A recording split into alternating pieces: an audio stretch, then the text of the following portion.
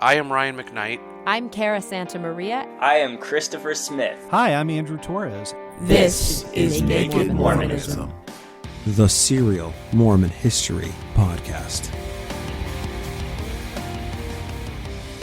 Joseph Smith's presidential campaign was beginning to occupy an increased amount of time of the prophet and his subordinates. John Taylor had written and published the pamphlet General Smith's Views on the Powers and Policy of the Government of the United States, and that was published on 7th of February, 1844 in the Times of Seasons, as well as printed as a standalone document. This was Joe's proclamation to the world that he'd be running for president, and it set out his political views and his general platform. And we've read through it back on episode 166 of the show as we were entering 1844 and kind of forecasted some of the major events that are going to happen in this year. This pamphlet was widely circulated, so widely circulated that, in fact, quote, 1,500 copies of my views out of press, end quote, was recorded by Quilliam Claypen in Joe's journal for the 24th of February, 1844. These things were selling like hotcakes. John Taylor and Whiteout Willard Richards were in full swing running the propaganda Mormon machine with the Times of Seasons, the Nauvoo Neighbor, and special pamphlets like this Joe's view on president or views on the government. The history of Joseph Smith, that was a regular column that was printed in the Times and Seasons, and it had begun in 1842. And this was recognized by a very curious person who had been completely absent from our timeline since episode 43 of the podcast. That was titled The Red Sermon, and that was during early 1838 in Missouri. This man who noticed these History of Joseph Smith columns in the Times and Seasons was John Goebbels Whitmer. Now, for new listeners or people who may not recall, John Whitmer was one of the 8 witnesses of the gold plates that supposedly provided the source text for the Book of Mormon. Joe and Oliver Cowdery, or Ollie Cowdung, as we call him, I'm not proud of that one, they moved to the Whitmer farm in 1829 in order to finish writing the Book of Mormon, where John Whitmer acted briefly as scribe for the pages when, Ollie's hand needed a break or something. John Whitmer was one of the earliest members of the church, and he was ordained an elder, which was an incredibly privileged position at this time, sometime in June of 1830, less than 2 months after the church was officially formed. So why the nickname of John Goebbels Whitmer? Well, the Whitmer family, first off, they were first-generation German immigrants, and second, John Whitmer was given an early revelation which was printed in the Book of Commandments, chapter 50, in which he was to, quote, keep the church record and history continually, end quote, making John Goebbels Whitmer, one of Joe's earliest propaganda ministers. Now, if you don't know where the name comes from, Google Joseph Goebbels, and the picture that I'm painting here should come into focus. From that time forward, John Goebbels Whitmer was no longer just a scribe for church's revelations and the Joseph Smith Translation Bible Project, but he was an active historian for the church.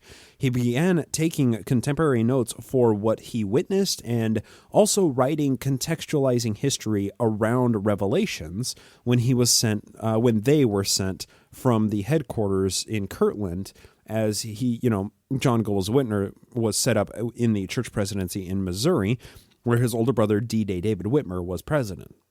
So John Goebbels Whitmer continued keeping that history throughout the entire 1830s.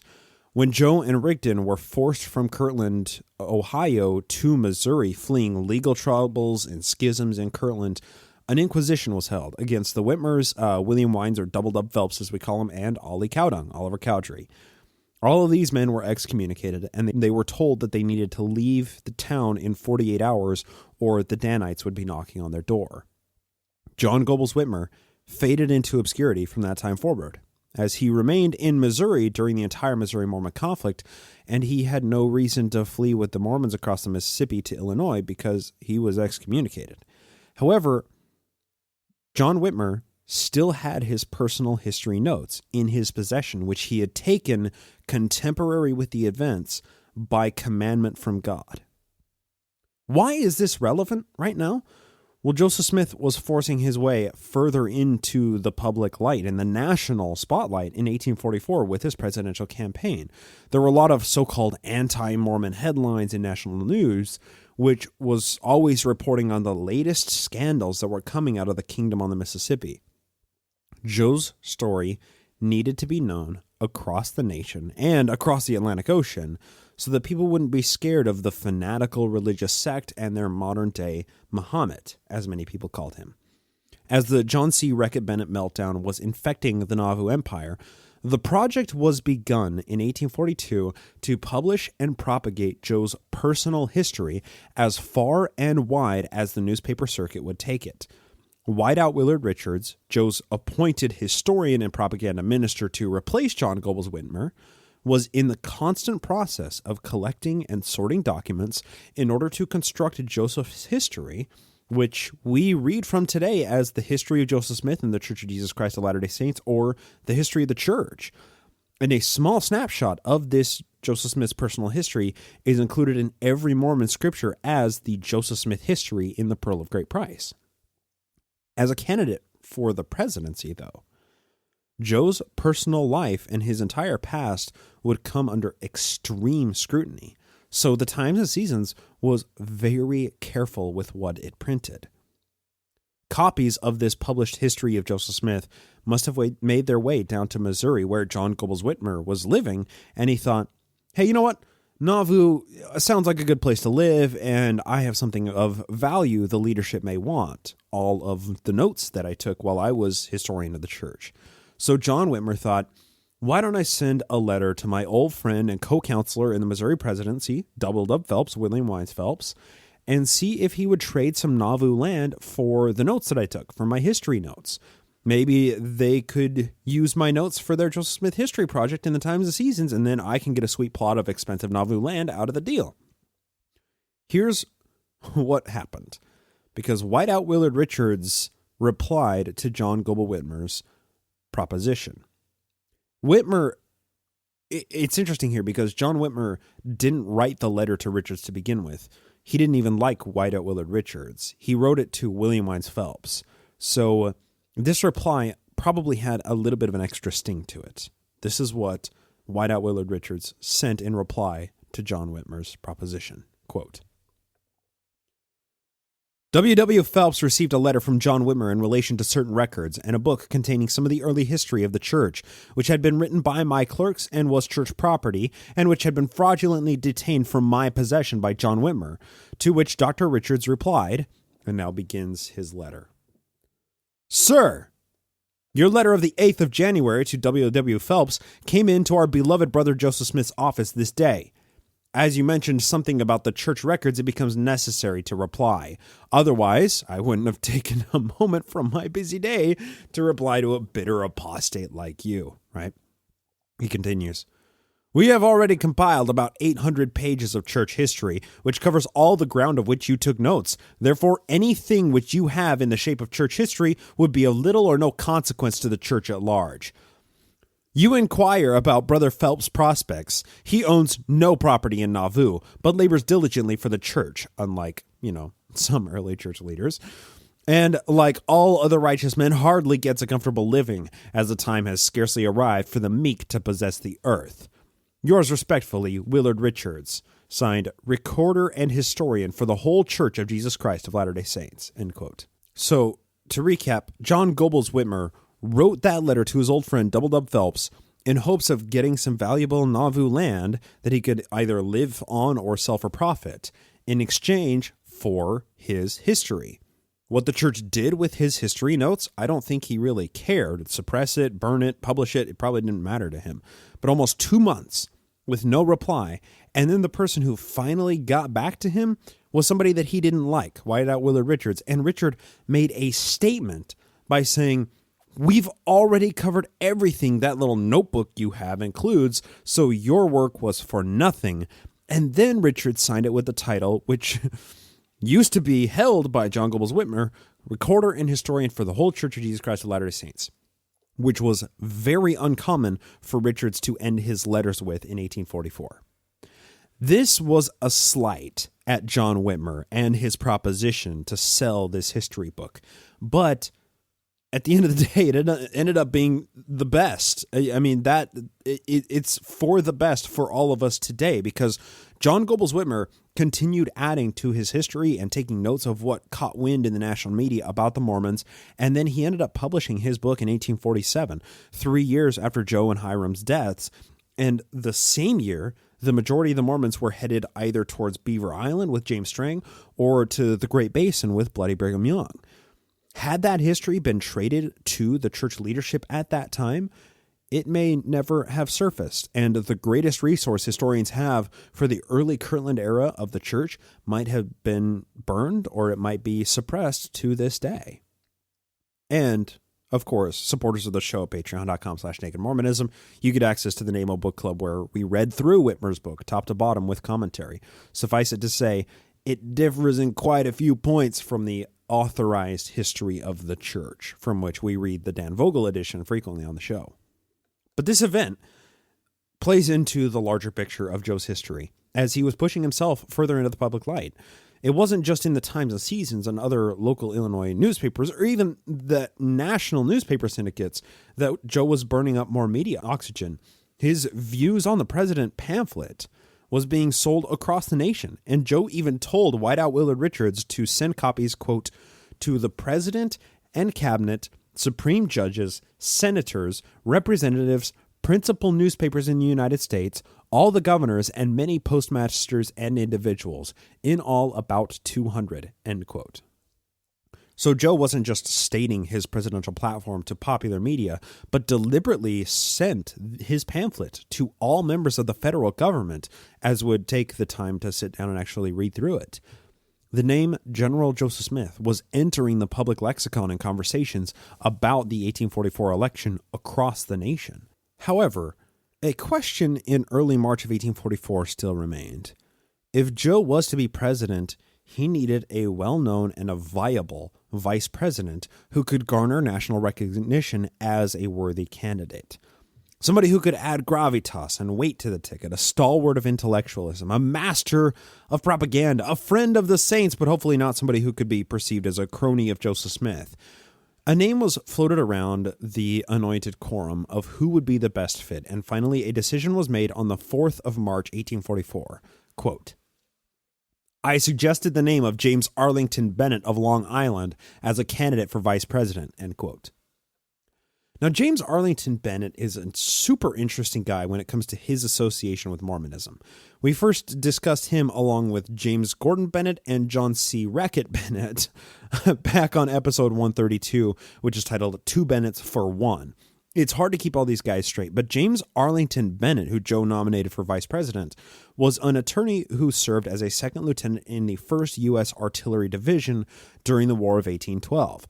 He also published The American System of Practical Bookkeeping in 1824, which became a standard in high schools and universities until the 1860s, which is probably why Arlington Bennet gained the attention of the Mormons in 1842 when they awarded him with an honorary doctorate degree from the University of Nauvoo, and also at the same time appointed him to the office of Inspector General of the Nauvoo Legion. In many ways, these were ceremonial appointments, and they were just things to pad Arlington Bennet's resume. He also founded the Arlington Academy in Boston in 1843, and Arlington Bennet was eventually baptized into the church by Bloody Brigham Young in August of 43. So James Arlington Bennet, he was a respectable citizen, and he was a veteran of the most recent international conflict of the United States that it had been through. With his Juris Doctorate degree from the University of Nauvoo, he could run as vice president with the title of Veteran Dr. James Arlington Bennet. That means that he was a good pick, and Joe was smart for floating out his name. Accordingly, Whiteout Willard Richards, Joe's current propaganda master, wrote him a letter extending the invitation. Quote, I have recently mailed you General Smith's views of the powers and policy of the government of the U.S., which were drawn forth in consequence of his friends selecting him as a candidate for the next presidency, which he very reluctantly acquiesced in, and it seems would not, only to support his favorite maxim, the people must govern. But having once been prevailed upon to suffer his name to go abroad as a candidate, it is desirable of him to him, of course, as to every patriot, that those who have brought him forward should use all honorable means to sustain him in the canvass. And if I had not felt disposed to uphold him before the people, I never would have been the first to urge his nomination, and during the short space since his name has been published, his friends have been astonished at the flood of influence that is rolling through the western states in his favor, and in many instances where we might have least expected it. I need not assert that the wisest of the wise admit without argument that General Smith is the greatest statesman of the 19th century. Then why should not the nation secure to themselves his superior talents, that they may raise higher and higher in the estimation of the crowns of the nations, and exalt themselves through his wisdom? Your friends here consider your letter about the governorship of Illinois just like every man in your quarter mere sport, child's sport, for who would stoop to play of a single state when the whole nation was on board, a cheaper game? General Smith says, if he must be president, James Arlington Bennet must be vice president. To this his friends are agreed in everything, and in this consists our power. Consequently, your name will appear in our next paper as our candidate for Vice President of the United States. You will receive our undivided support, and we expect the same in return for General Smith for the presidency. And we will go it with a rush of a whirlwind, so peaceful, so gentle, that it will not be felt by the nation till the battle's won. Till the battle is won. What battle? We have many things to say to you, which we must keep till we see you face to face. All is right in Nauvoo. We're now fitting out a noble company to explore Oregon and California and progressing rapidly with the Great Temple, which we expect to roof this season, though there is yet a chance at the 11th hour for you to bring in your 1,000 and secure your penny. On the 6th of April is our special conference at Nauvoo. I wish you could be here on that occasion, but the time is too short. From that period, our elders will go forth by hundreds or thousands and search the land, preaching religion and politics, and if God goes with them, who can withstand their influence? End quote. Boy, isn't that the last line there the truth when it comes to modern Mormonism? So to address the contents of the letter, it was customary at a time for a leader like this to be considered noble, that their friends would nominate them for an elected office or the president, and then the person hums and haws a bit. Oh, no, well, I wouldn't be good at the job. And all their friends, no, you'd be great. You're the perfect person to be president. And then they begrudgingly accept the nomination, of course, right? I mean, Andrew Jackson did it. George Washington did it. James Madison. All of the presidential candidates, this was a really common social construct. That's how every presidential nomination had happened up to this point. And I mean, really, that same cultural song and dance kind of makes its way into our culture to some extent today. But make no mistake, President of the United States was something for which Joe had been deliberately positioning himself for years before this moment. It was all just a play. It was a song and dance. It is interesting, however, that Bennet was informed of his nomination to vice president in this letter at the same time that they told him they'll be announcing his candidacy in the next issue of the Times and Seasons. No, it shouldn't be expected that there just wouldn't be enough time for the letter to get all the way to New York for Bennet to reply to it, and for that reply to make it all the way back to Nauvoo in a mere week and a half when the next issue of the Times and Seasons was set to be published. Regardless, the letter was sent to James Arlington Bennet, and the next issue of not the Times and Seasons, but the Nauvoo Neighbor was printed with the heading, quote, "For President, General Joseph Smith, Nauvoo, Illinois, Vice President, General James A. Bennet, New York," end quote. Printed at the head of the paper in all caps. But there was a problem.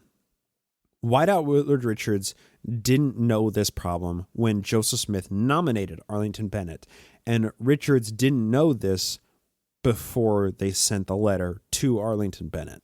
This is from the History of the Church, Volume 6, page 273, the Dan Vogel edition. Quote, "Friday, 8th March, 1844, at 10 a.m., my scribe, Willard Richards, called to tell me that James Arlington Bennet was a native of Ireland, and therefore not constitutionally eligible to be the vice president. He wanted to know who should be nominated for vice president. I told him to counsel with the others on that point, when he said he would call a council this evening," end quote. Bummer. Arlington Bennet was a fantastic candidate, but he was born in Ireland and therefore couldn't be Joseph Smith's vice president. Before Arlington Bennet could receive the letter, make a reply accepting or rejecting his nomination, and for his letter to get back to the Nauvoo leadership, a retraction was published in the following edition of the Nauvoo Neighbor of March 13th. In very small print, quote, General Arlington Bennet. We have learned that General Bennet is originally from Ireland and consequently is ineligible to the office of vice president, end quote. Now, what's interesting about them nominating him and then this retraction in the next issue of the Nauvoo Neighbor, that wasn't true. You see, Whiteout Willard Richards got some bad intel, and apparently Joe's power of discernment wasn't working to know that Bennet was actually born in New England, and he was totally eligible for VP, and actually a really good name with some national recognition. But, you know, Joseph Smith would have had to be like a prophet or something to know that information. So instead, Joe just looked like an idiot. But honestly, what a crazy turn of events for Arlington Bennet in the day without email or phones, right? Getting a letter, you're nominated for vice president, seeing the edition of the Nauvoo Neighbor that they announce it, and then immediately the next week getting the next edition of Nauvoo Neighbor, and then seeing, wait, but I wasn't born in Ireland. They're retracting my nomination, but I was born here. It's just amazing. But then the question is, who's going to replace James Arlington Bennet for the VP spot, right? This is from the History of the Church 6, page 276, quote. It was agreed that Colonel Solomon Copeland, living at Paris, Henry County, Tennessee, should be written to on the subject of the vice presidency, and that Elder Wilford Woodruff should write the letter and invite him to visit us and see if he would suffer his name to run for that office, end quote. So who is Colonel Solomon Copeland? He's nobody. He's just a guy. He was a guy who was friends with Wilford Woodruff, who offered his house as a base for missionary stuff when they were in Tennessee. But he was a resident of Tennessee, and the Mormons had to do something to gain support from Southern Democrat voters. So this guy from Tennessee, I mean, he's a Tennessee resident, but he doesn't have any national recognition. It was sort of an okay secondary choice. But unfortunately, the letter was sent to Copeland, but no reply from him has ever been found. Maybe he denied the nomination, maybe he agreed to it, maybe he just never got around to answering Joe's job offer to the second most powerful job in the world. We just don't know what really happened. But regardless of Copeland's reply or lack thereof, the spot for VP was still up for grabs, and the leadership kept floating out names for weeks after this letter was sent to Solomon Copeland. The name of Sidney Rigdon as Joe's running mate, unfortunately, wouldn't arrive for a little while. Shifting gears a little bit, a general meeting, and this is within the context of what's going on here with all of the stress of running the presidential campaign, of not knowing who the VP nomination is going to be. Within the context of all of this is a meeting that was held in Nauvoo on Thursday, the 7th of March, 1844. And I find this meeting quite interesting, and we're going to spend quite a bit of time on this, like we do with most of our documents. Why are we spending so much time on this beast of a meeting? Well, it was a meeting that is quite interesting because what it reveals, it's in many ways a general overview of the past couple of years, as well as a forecasting for the plans of Joseph Smith and leadership. It was a talk. It was mostly given by Joe, but a couple of other people took the stand for brief periods of time. But what it actually reveals is the progress of the Mormon war machine, Talos, and what the final plans for this war machine really were. So let's dig into this talk, this special conference that was called, and I'm going to do my best to just let Joseph Smith and other early church leaders speak for themselves and only interject when necessary. Once again, from the History of the Church, Volume 6, 261, quote, A vast assembly of saints met at the temple of the Lord at 9:00 a.m. by special appointment of President Joseph Smith for the purpose of advancing the progress of the temple. Present about 8,000 saints. Patriarch Hiram Smith took the stand and said, The object of the meeting is to stir up your minds by way of remembrance. It is necessary to have a starting point, which is to build the temple. With the assistance of the sisters, we expect to get the nails and glass, and with the assistance of the brethren, we expect to do the rest. I will proclaim in public and in private that the sisters bought the glass and nails by penny subscription. Choose ye this day whom ye will serve. We shall call upon this vast multitude for a donation to buy powder and fuse rope to blast the rocks in the quarry. We want the brethren to at least do as much as the sisters. We do not intend to finish the Nauvoo house this season, but to take all the hands and finish the temple this summer, or the walls of it, and get the roof on by December, and do off the inside next winter. And about a year from this spring, we will dedicate it. We can do anything we undertake. We have power. We can do great things. In 5 years to come, the work will progress more than it has done for 10 years past. That's the end of Hyrum Smith's portion. Then we have President Joseph Smith arrives. He took the stand, and after he took the stand, he requested Orson Pratt to come and take the stand and to take the post. This is what Joseph Smith said. I do not know whether the object of this meeting has been told to you or not. I apologize for not coming sooner. He was late, fashionably late. The prophet, and presidential candidate for the United States. He's just late to his own special conference, fashionable. It's cool. I have had so much on my mind since I saw you that I hardly know where to begin or what to say, but one of the grand objects I had in view in calling this meeting was to make a few remarks relative to the laws and ordinances of the city and the building of the temple. The reason I want to speak of the city ordinances is that the officers have difficulty in administering them. We are Republicans and wish to have the people rule, but they must rule in righteousness. Some would complain with what God himself would do. The laws or ordinances are enacted by the city council on petition of the people, and they can all be repealed if they wish and petition accordingly. Now, what's interesting there is he's saying, you, the people, you have the power. This is a republic. We are Republicans. You have the power to repeal the city ordinances if you don't like them. But the implication there is, but we are the ones who pull the strings. Come on, guys. At all events, the people ought not to complain of the officers, but if they are not satisfied, they should complain to the lawmakers by petition. I am instructed by the city council to tell this people that if there is any law passed by us which you dislike, we will repeal it, for we are your servants. Those who complain of our rights and charters are wicked and corrupt, and the devil is in them. Now that is an interesting statement. Because what he's doing, though, those who complain of our rights are wicked and corrupt. The devil is in them. He's poisoning the well for anybody who may raise legitimate complaints about the outstanding and ever-growing powers of the Nauvoo City Council.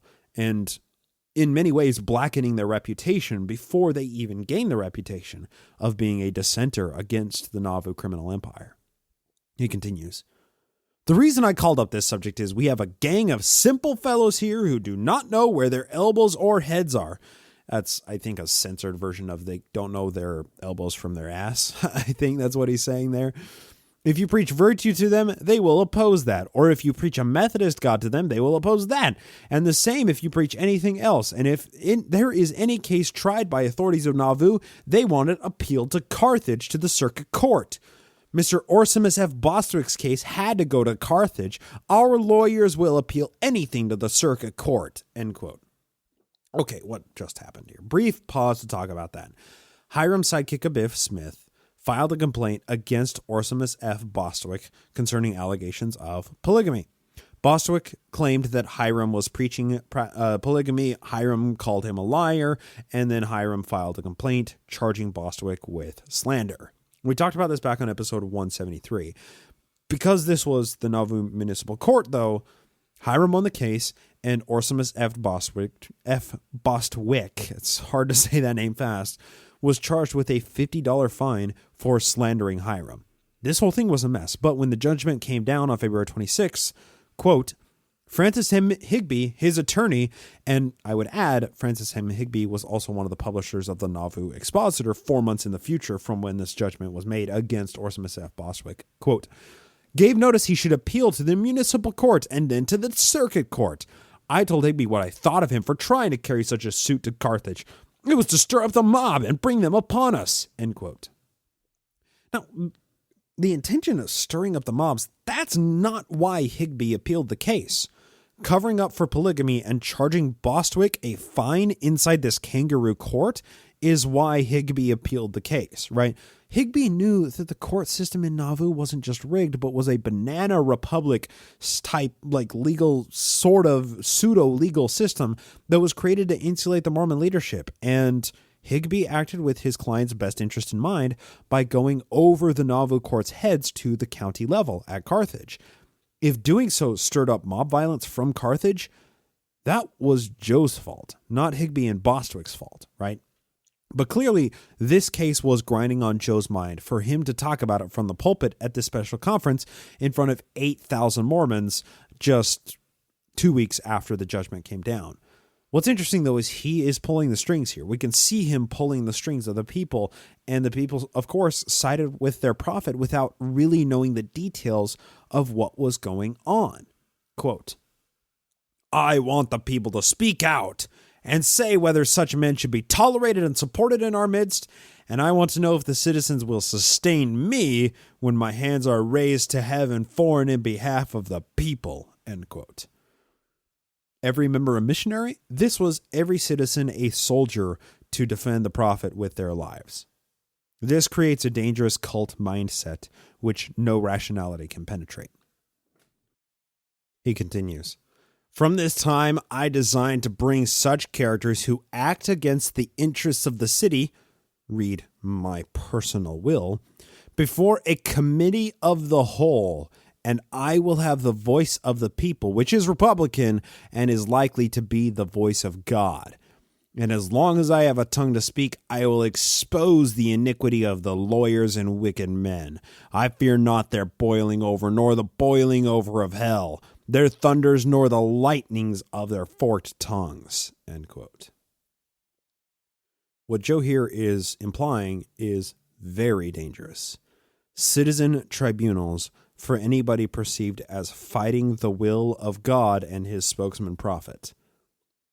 I mean, what Joe couldn't affect by legal procedures, he could accomplish by moving and shaping the will of the public because he spoke for God, right? The thousands of Mormons were putty in his hands at this point, and he's talking about setting up citizen tribunals for people who oppose whatever he wants to do.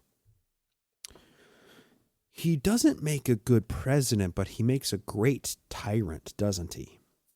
Next, he gets even more direct in what he's talking about here. And this, if what we just read wasn't terrifying, this is frankly disturbing. And he's capable of making a single person an enemy within the ranks, deserving of public ostracization and ridicule for opposing the prophet, just because that person was a member of the church. And he calls them out in public specifically. Quote, "There is another person I will speak about," and this is a long screed. I've taken out a couple portions. It's a long screed about enemies of the church here.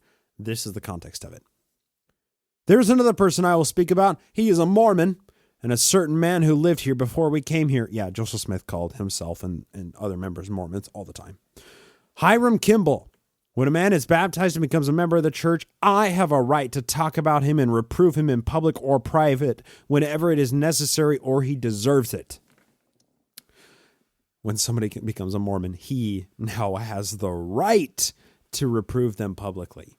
I have the right to talk about him and reprove him in public or private whenever it's necessary or he deserves it. Wow, what a tyrant. Okay.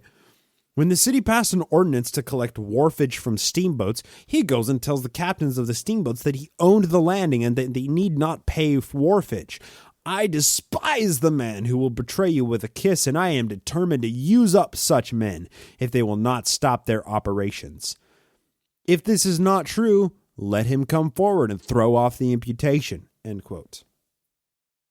This is so fascinating because what this demonstrates is that the court of public opinion just had a star witness, the prophet of God. And that star witness indicted and incriminated Hiram Kimball. And then, in just a very brief turn of events, Joe threw the burden of proof onto Hiram Kimball to disprove the allegations. This is a speech that 8,000 Mormons were listening to. You think that Hiram Kimball could get a fair shake now? And by the way, Joe saying use them up, that's a death threat, right? That's not veiled. That's not sugarcoated. That was Joe threatening Hiram Kimball with death because he waived wharfage fees for some of the Mississippi ferries. I mean, Joseph Smith at this time was an incredibly dangerous human being. Quote, "Another thing, I want to speak about the lawyers of this city." I'm still smarting from the Orsimus F. Bostwick and Francis Higby stuff. "I have good feelings towards them. Nevertheless, I will reprove the lawyers and doctors anyhow. Jesus did, and every prophet has, and if I am a prophet, I shall do it. At any rate, I shall do it, for I profess to be a prophet." Now, I have no idea, when you're reading through this, why this is just inserted in here, that he's screeding against the lawyers, unless it's because he was still mad about Orsimus F. Bostwick and Francis Higby appealing their case to the circuit court in Carthage. He continues, "How are we to keep peace in the city, defend ourselves against mobs, and keep innocent blood from being shed? By striking a blow at everything that rises up in disorder. I will wage an eternal warfare with those that oppose me while I am laboring in behalf of the city. I will disgrace every man by publishing him on the housetop, who will not be still and mind his own business. Let them entirely alone, and they will use themselves up." End quote. And then Joe gets a little bit specific with the war that says that he is waging for the city, in which he will allow people to use themselves up. Quote, "A man, I will not call his name, has been writing to the New York Tribune some of the most disgraceful things possible to name. He says in the article that there are a great many donations to the temple which have been appropriated to other purpose. His object evidently was to stigmatize the trustee being Joseph Smith, of course, and excite prejudice against us abroad. But I pledge myself that whoever has contributed any old shoes, harness, horses, wagons, or anything else, if he will come forward, I will show him that every farthing is on the book and has been appropriated for the building of the temple. He also states that the temple cannot be built. It costs too much. There are men in our midst who are trying to build up themselves at our expense, and others who are watching for iniquity and will make a man an offender for a word. The best way for such men is to be still. If I did not love men, I would not reprove them, but would work in the dark as they do. As to who is the author of the article in the Tribune, read it, and you will see for yourselves. He is not a lawyer, he is nearer related to a doctor, a small man. But I will rest myself and give way for others." That's the end of Joseph Smith's speech, but then it gets into Hiram Smith. He takes a stand again. Continuing. "President Hiram Smith arose and made a few remarks. He compared the lawyers to pollywogs, wigglers, and toads. He said they would dry up next fall. Those characters, I presume, were made in gizzard-making time, when it is cheaper to get gizzards than souls, for if a soul costs $5, a gizzard would cost nothing. Like tree toads, they change color to suit the object they are upon. They ought to be ferreted out like rats. You could describe them as you would a hedgehog. They are in every hedge stinking like a skunk." Okay, so I don't have any clue in the world of what Hiram Smith was saying here, but this runs into an issue that we talk about on the show semi-frequently. These are notes taken contemporary by people who were sitting in the crowd or sitting up on the stand listening to these lectures as they are being spoken. This is an entire day-long conference. The entire minutes of the conference is about 5.5, 6 pages out of the history of the church, which you can read in 15 minutes. Everything that was said from the stand obviously did not make its way into the paper from the note-taker's hands. And when Hiram Smith talks about their pollywogs or wigglers and toads, sure that they dry up next fall. But then talking about getting gizzards cheaper than souls, for a soul costs $5 and a gizzard costs nothing, and ferreted out like rats. They describe them like a hedgehog. They were like in a hedge stinking like a skunk. This is what happens when you have somebody who's not really paying attention to somebody who's giving a 30-minute speech, just scratches down a couple of notes after they're done talking. That's what we're reading here. Luckily, Joseph Smith's annotations are a little bit, the notes that are taken on Joseph Smith's talk are a little bit more extensive from the original documentation, so less of it had to be summarized or paraphrased or expanded upon by George A. Smith when he was actually compiling the history of the church in the 1850s. But after Hiram's whatever remarks that he just said about skunks and pollywogs and stuff, there's a really fascinating interaction that happens between Joseph Smith and two of his dissenters, soon to be his greatest enemies, Charles Foster and Charles' brother, Robert D. Bob the Builder Foster. From the History of the Church, quote, Charles Foster asked if Joseph meant him, as being the person who's writing to the New York Tribune. Joseph said, I will reply by asking you a question. Foster, that is no way. Joseph, yes, that is the way the Quakers do. But Jesus said, whose image and superscription is this? Why did you apply the remarks to yourself? Why did you ask if we meant you? Foster then replies, then I understand you meant me. Joseph replies, it's petty. It's like a 5-year-old. You said it. Foster, you shall hear from me. And then, okay, so before Joseph's reply to that, this is childish, right? Maybe Charles Foster was the guy who was writing the letters to the New York Tribune, but because he spoke up and asked Joseph, hey, are you talking about me? And Joseph says, I'm actually going to reply to your question with another question. Why did you apply the remarks to yourself? Why did you ask if we were talking about you? Then Foster says, it sure sounds like you were talking about me. And then Joseph's like, you're the one who said it. And then Foster says, because Foster is a lawyer, he says, you shall hear from me. That means like, all right, we're going to go to court about this because you're slandering me, right? This is Joseph's reply, quote, I fine you $10 for that threat and for disturbing the meeting, end quote. What a child. What the thing is like this childish behavior is hilarious when we think of like just a petty, businessman or something doing this. But this is a guy who wields the power of his own army, okay, doing this petty stuff. It's like, it would be like him flipping off a world leader by like doing the eyebrow rubbing thing, right? It is just so petty and childish. But then this is Bob the Builder. This is Robert D. Foster. Quote, Dr. Robert Foster spoke in palliation of his brother Charles and asked Joseph to await, etc. He said, he has not threatened you. Joseph said, he has. Dr. Foster said, no one has heard you threaten him, when hundreds cried, I have. That's the problem with the populist president, isn't it? Dr. Foster continued to speak when the mayor called him to order and said I will fine you, end quote. Look, it's petty and childish, but there were real ramifications for this. And the Fosters knew Joseph Smith, and they had been tangled with him in the Nauvoo legal system for half a year by this point. The Fosters weren't under his spell like the other 8,000 people were who were, in the crowd were under Joe's spell, right? In this instant, what is interesting is we see the mechanisms by which a demagogue can direct the will of the people to serve their own ends in a petty little schoolyard fight like this, and then turn anybody into an enemy of their righteous cause. And that's what happened with the Fosters. No wonder they published the Nauvoo Expositor. After this exchange, Double Dub Phelps read Joe's presidential pamphlet as well as the Voice of Innocence, which is the denial of polygamy, the Voice of Innocence from Nauvoo. We've read that on the podcast before. And so Double Dub Phelps read both of those from the pulpit, which was supposedly unanimously supported by the crowd with the exception of one person. It doesn't say who that person was. But after this is quite interesting.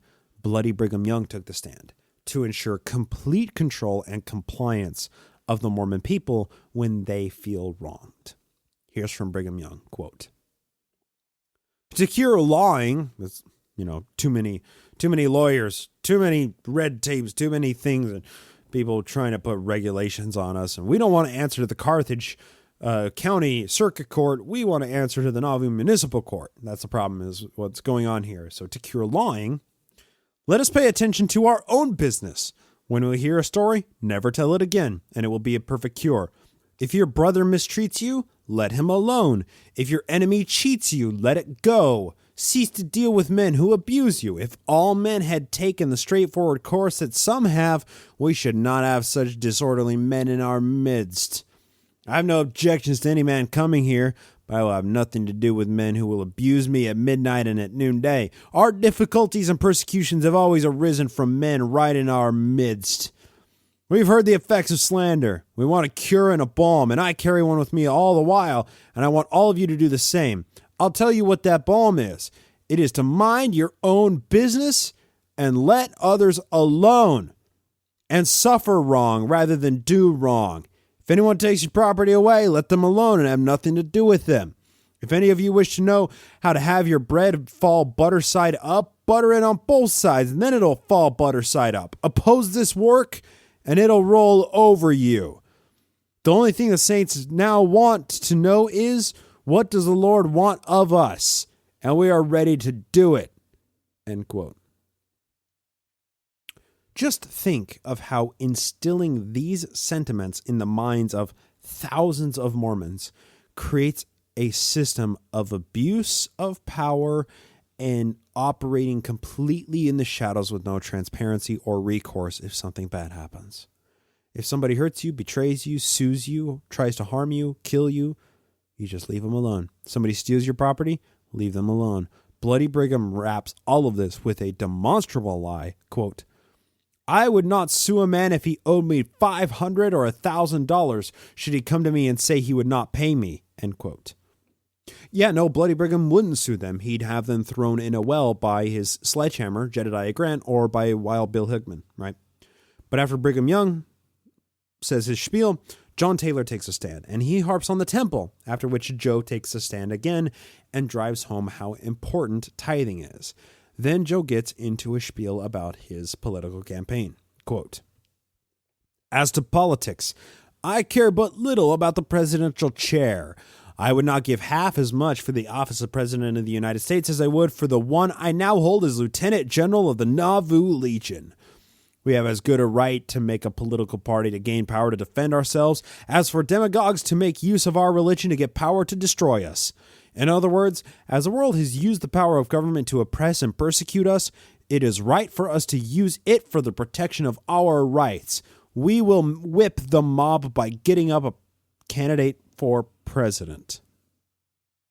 So Joe's running for POTUS to own the libs?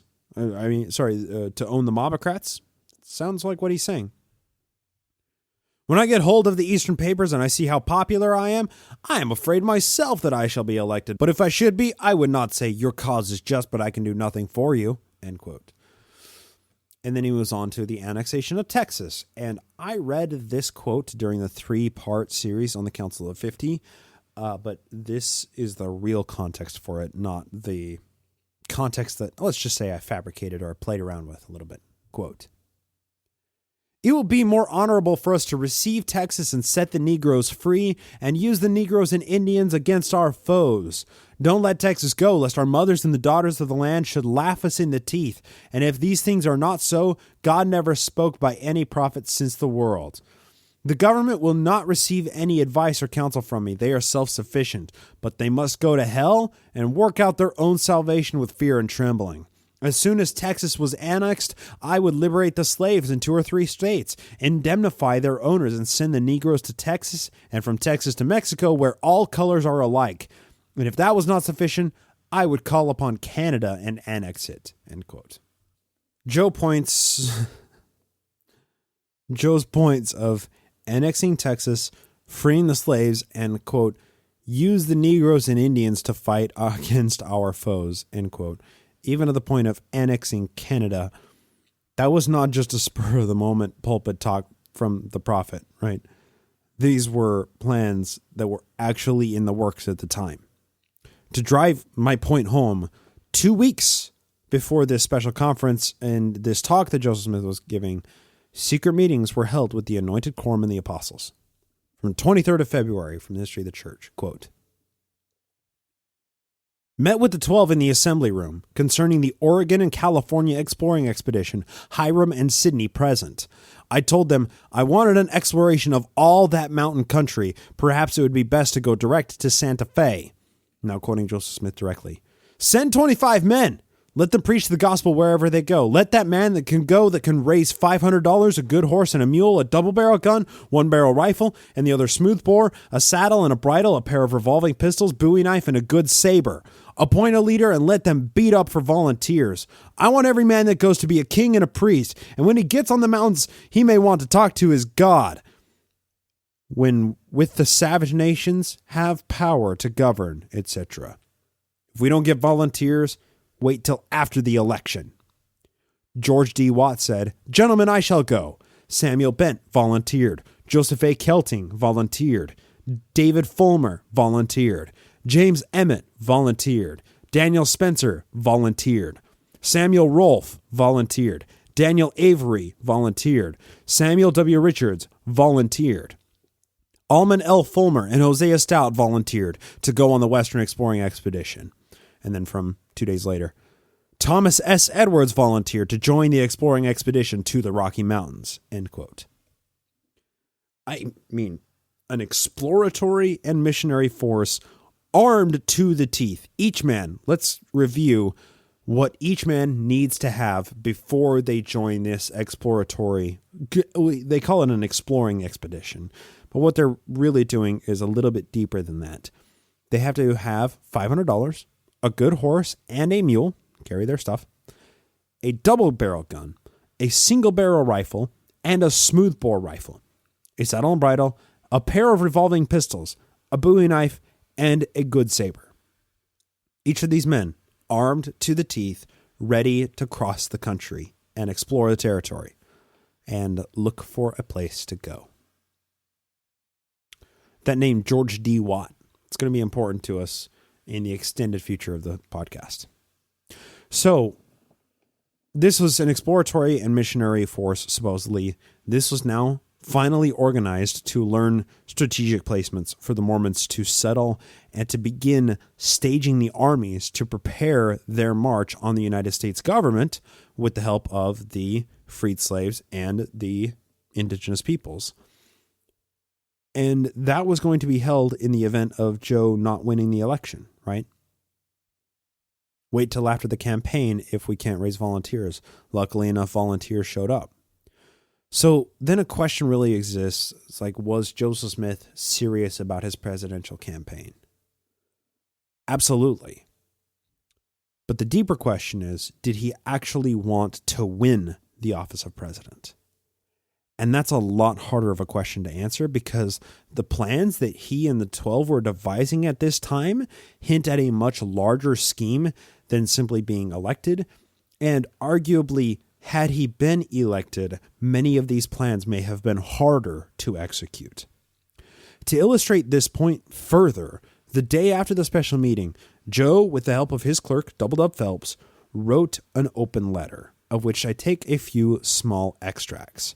From the History of the Church, Volume 6, page 274, quote, "A friendly hint to Missouri. One of the most pleasing cases that can transpire on earth when a sin has been committed by one person against another, to forgive that sin, and then according to the sublime and perfect pattern of the Savior, pray to our Father in heaven to forgive also.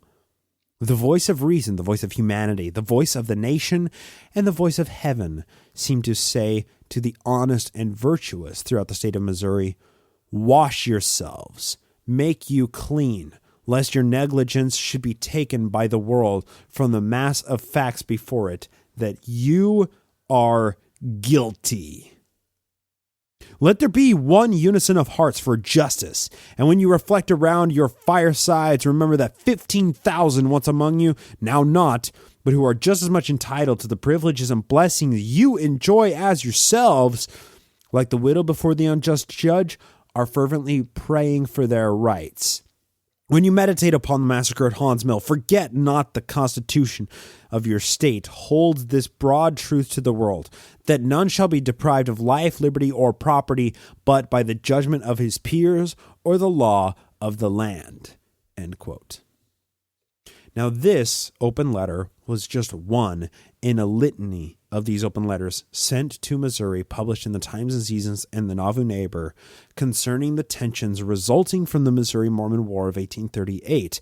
And the Mormons wanting Missouri to pay for what happened in blood or gold. Taken all together, these open letters, all of them, painted a picture of vengeance and bloodthirst in the Mormon leadership, which was felt in Missouri when folks would visit St. Louis, the largest city nearest Nauvoo that was accessible by ferry. George A. Smith, cousin of Joseph, returned the same day that this open letter was being written with some intel for the president. Quote, Brother George A. Smith brought the information that Brother Farnham had just returned from St. Louis and said the people in that place were saying, "Things have come to a strange pass. If Joe Smith is elected president, he will raise the devil with Missouri, and if he is not elected, he will raise the devil anyhow." End quote. Yeah, President Joseph Smith was a scary proposition to Missouri, who knew that he regarded them as his avowed enemies. But if Joseph Smith, who lost the presidential race and turned to reinforcing and expanding his own personal militia with freed slaves and indigenous peoples, hell-bent on destroying the American government, that was far more disturbing. His crusade would begin with Missouri, and nobody held any, inaccurate notions or illusions of what that might look like. This was an exciting time for the prophet and for his followers. Two crucial events happened in Nauvoo Mormon history, which we've only briefly introduced or teased up to this point. A mere 2 days, this is the first one, a mere 2 days after this letter to Missouri was drafted and it was read to the highest leadership of the church, the very first meeting of the Council of 50 was held March 11th, kicking off the establishment of Joe's theocratic government, which was to actually replace the United States federal government once Mormonism had amassed enough soldiers to overthrow those powers. We did a 3-part series on the Council of 50 a few months ago, episodes 168 through 170. And those are the episodes basically foreshadowing 1844. And now we finally arrived to the Council of the Kingdom of God actually being established. Many of the closed-door meetings that we're going to be discussing from this time forward were held with this super secret Council of 50. Now, the second event that transpired at this time was the death of a church leader. On March 9th, a guy was working on digging a well somewhere in town. Whether this well was for the temple or it was just to supply some, Nauvoo homes with water, I don't know. But this guy was working down in a well, and the guys above him were lowering a bucket filled with rocks for the well down to him. The rope holding the bucket of rocks snapped, and it fell down the well and crushed the man. This man's name was King Follett. Both of these events, the organization of the Council of 50 and King Follett, will come into play in coming episodes of the show. We'll be doing a multi-part series on the King Follett discourse, why it's important, where the ideas came from, its impact on Mormon theology at large, and all of that fun stuff. And we'll continue discussing Joe's presidential campaign, dissenters, polygamy, and how it was dealt with, and many other related issues leading up to the Nauvoo Expositor, and all of this culminating in the shootout at Carthage. So I guess what I'm trying to say, folks, is there's a light at the end of this very long tunnel that's dark and filled with terrors.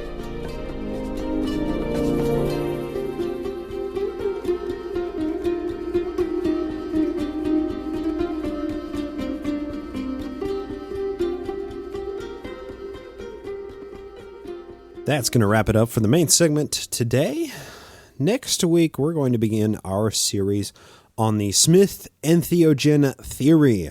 So for those of you who are interested in psychedelics and early Mormonism, but you don't want to take time to read through the newest paper for yourself, I'm going to read through this most recent paper titled The Entheogenic Origins of Mormonism, a Working Hypothesis, written by yours truly, as well as 3 other co-authors, Robert Beckstead, Cody Nakoni, and Michael Winkleman.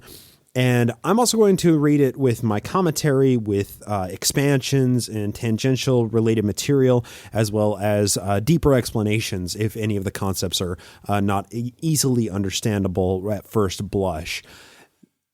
In looking through this, I'm just kind of calculating the time that we have for the rest of the year.